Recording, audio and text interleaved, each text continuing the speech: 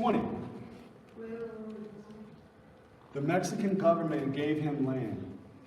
So, Spike Lee wears this beautiful sweatshirt, right, that has 1619 on it. We're talking about 1519 in Mexico, though. Black folks in Mexico. Yeah, you just thought about that, huh? Okay, let's go to the one drop rule, y'all good. One drop rule. The one drop rule is social and legal. Stop. Social and. Stop. Social and. Okay. So, continue. Sorry.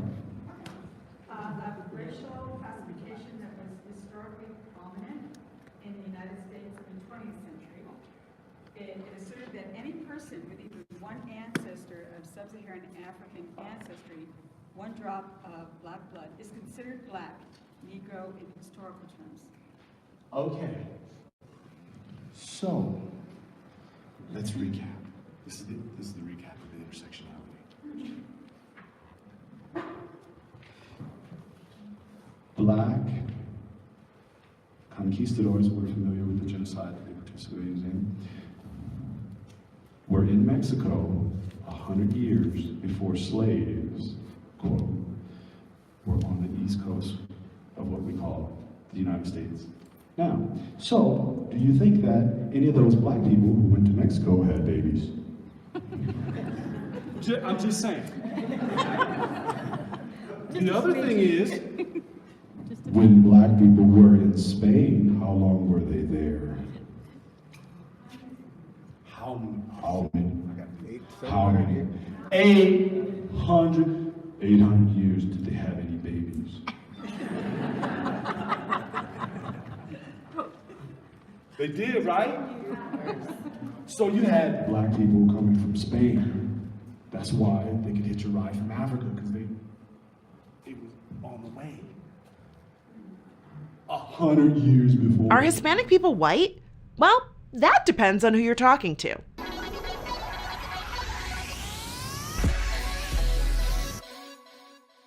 There's a very confusing statistic about the percentage of white people in America thanks to a clause in the US Census that refers to white non-Hispanic. Now, if you're white with European ancestry, Asian with Asian ancestry, or black with African ancestry, this may not be something you've ever even thought about. Let's look at the 2010 census. If you check the box that simply says white, this registers you as white non-Hispanic, which makes up 62% of the population.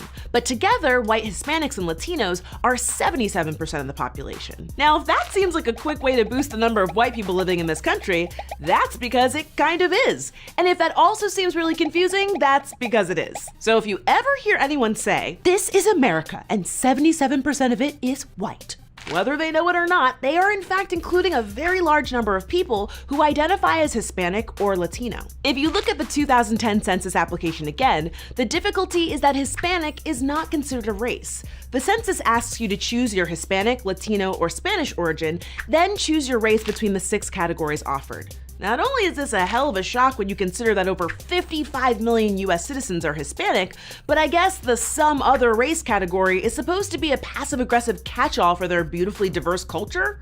And even that option doesn't really work. According to the US Census Bureau, most people who mark some other race are often counted as white. So if Hispanic isn't a race, then what is it? Well, before we get to that, we actually have to settle another important thing. What's the difference between Hispanic and Latino? So I'm gonna enlist some help from my friend, Kat Lasso. Thanks for having me, Francesca. So it may get a little confusing if this is your first time hearing this, so I'll try to keep it as simple as I can. Hispanic refers to people of Spanish-speaking origin. It means you have a family history in a Spanish-speaking country. This means you have origins in these countries, including Spain. But notice how Brazil isn't included in the map? Well, that's because they don't primarily speak Spanish. They speak Portuguese. Which brings us to Latino, or Latinx if you want to be gender inclusive, which you should be. Latinx refers to having origins in Latin America, which is basically the countries in North and South America that are geographically south of the United States, including most of the Caribbean. And unlike Hispanic, Latinx excludes much of Latin America's colonizer, Spain. So, one more time, Hispanic refers to language and Latinx focuses on geographic location. But whichever term you use, neither of them actually refer to racial identity.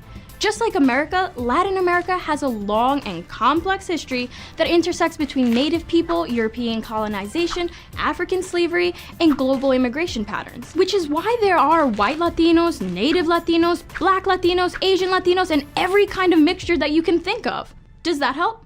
Yeah, that does help.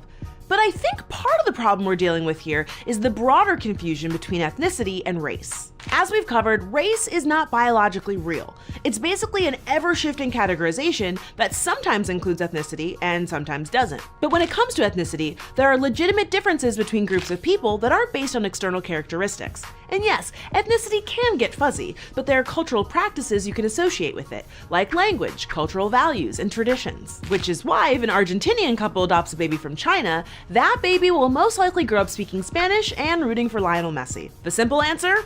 Race doesn't exist, but ethnicity does. Exactly. The reason this gets so confusing when we're talking about Latinx in America is that there's a broad ethnic Latinx identity that has a complex history with lots of different racial groups living together. Latinx isn't a race, but we're definitely racialized as a people. Which is confusing, and I'm the one who said it. The US and Latin American media has done a great job at constructing an image of what Latinx look like. And that image is rarely black or fully indigenous, for example. We, like the rest of the world, have internalized these messages of white supremacy through the media and through our education. So it's no wonder that when Latinx here in the US are confronted with deciding their race based on the census in a predominantly black and white binary society, many of us default to white. I personally identify as a mixed race Latina with indigenous ancestry, but that's just me. There are a multitude of ways that Latinx choose to identify racially, but it's up to us to unlearn much of what we've been taught about race and demand better and more accurate forms of representation. Damn, there has to be a better way to talk about this. Well, there is a better way. The census is planning to make changes in 2020 in one huge way. They're going to stop using the word race altogether. Hispanic, Latino, and Spanish origin will be a category like everything else, with no qualifiers. That means people will now check the categories that best describe them. This will not only give us a better idea of how many people identify as Hispanic or Latino, but could also give us a better idea of multiracial and multi-ethnic numbers. So to return to the original question, are Hispanic or Latino people white? Well, some are and some aren't. But to quote the 2013 Census Bureau report, race and ethnicity are not quantifiable values. Rather, identity is a complex mix of one's family and social environment, historical or socio-political constructs, personal experience, context, and many other immeasurable factors. Surprisingly woke coming from the census. Special thanks to my friend Kat Lasso. Tell us where we can find you online. You can check out my work at Me Too or my personal channel, The Cat's Meow. We'll put links in the description box. Thanks so much for watching. We'll see you next time right here on Decoded.